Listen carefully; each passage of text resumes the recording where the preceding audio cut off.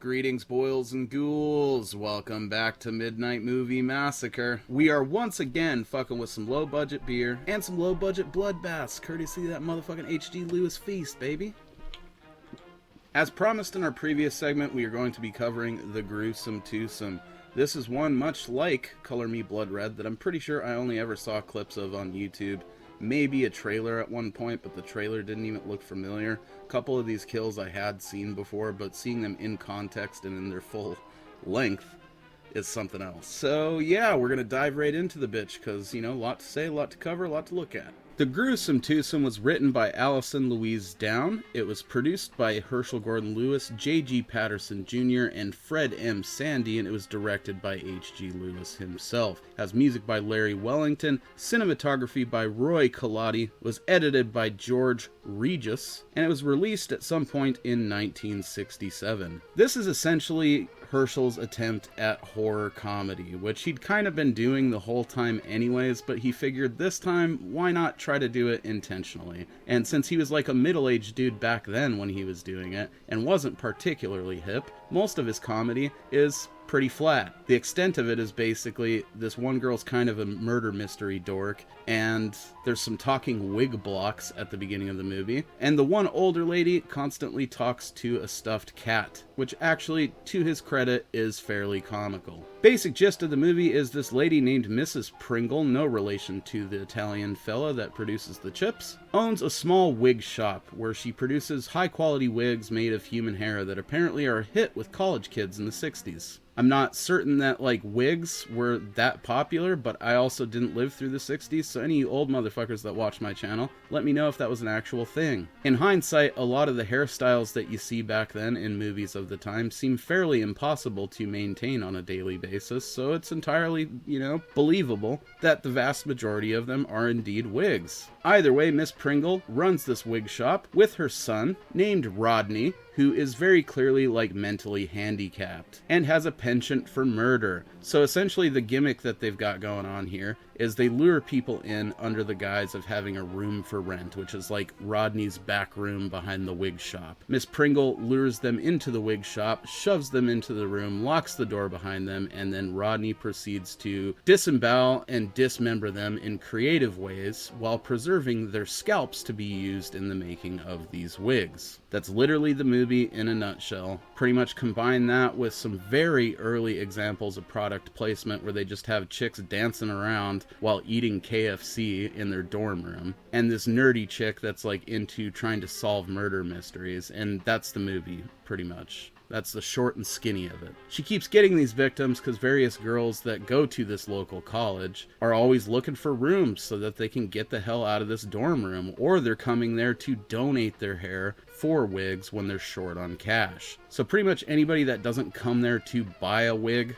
basically gets murdered to meet the ends of producing wigs for this wig shop. As I'm sure you can imagine, our local murder mystery dork ends up like sort of figuring this out, because a lot of these girls that are going missing are her friends from this local college. So that sets them all up on a collision course very much in the same way that it was set up in Blood Feast, and we eventually have our harrowing climax to the movie. Fish eyes, fucking sewing needles, all the type of stuff that you would want involved in some shit like that. As I mentioned in our previous review, they drastically stepped up the level of the gore in this movie. This is a noticeable turning point in the quality of the shit as far as like the timeline of Herschel's splatter movies go. It gets a lot more sloppy and gloopy here in the Gruesome Twosome, and that's something that continued through Wizard of Gore, through the Gore Girls, and I would imagine into his more modern splatter movies that he's done. I'm not familiar with those at all, but I am going to have them on order here real soon.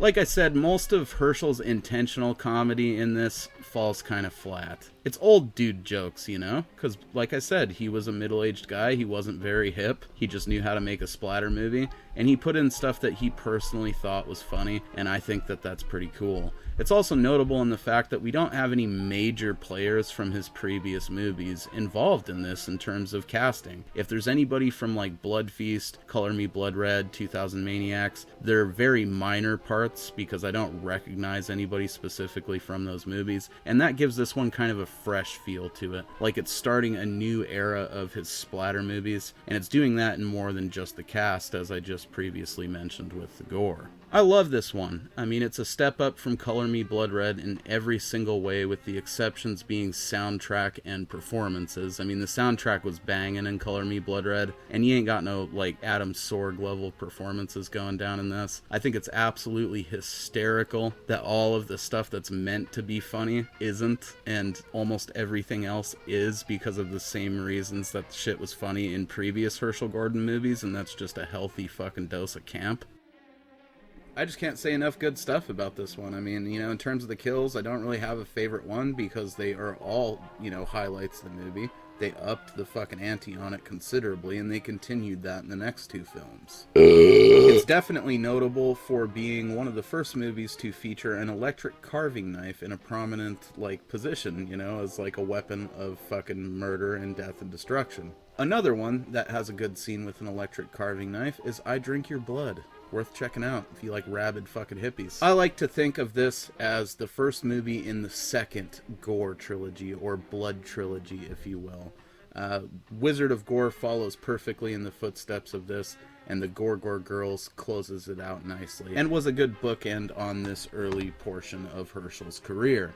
After our next two movies, he ended up going on to be like a huge heavyweight in the copyright business. He wrote tons of books to do with finance and like business and running your own business and stuff like that. Something like 31 books through the 80s and the 90s.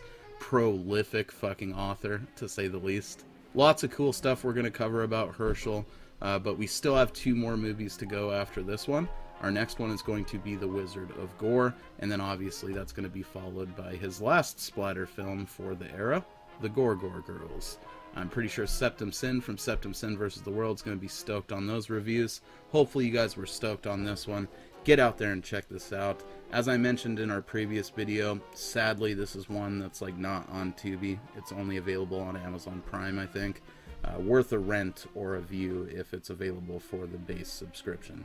That's all we got on this, guys. We'll be back here real soon with more low-budget beer and more low-budget bloodbaths from the Herschel Gordon feast. Actually, I think Wizard of Gore was made for like 60 grand, so we're starting to get out of the low-budget bloodbath territory with that one. It's still low-budget, just not low-budget for Herschel. Either way, hopefully you guys enjoyed this. Tell your friends. Get out there and watch that fucking splatter. We'll see you back here real soon.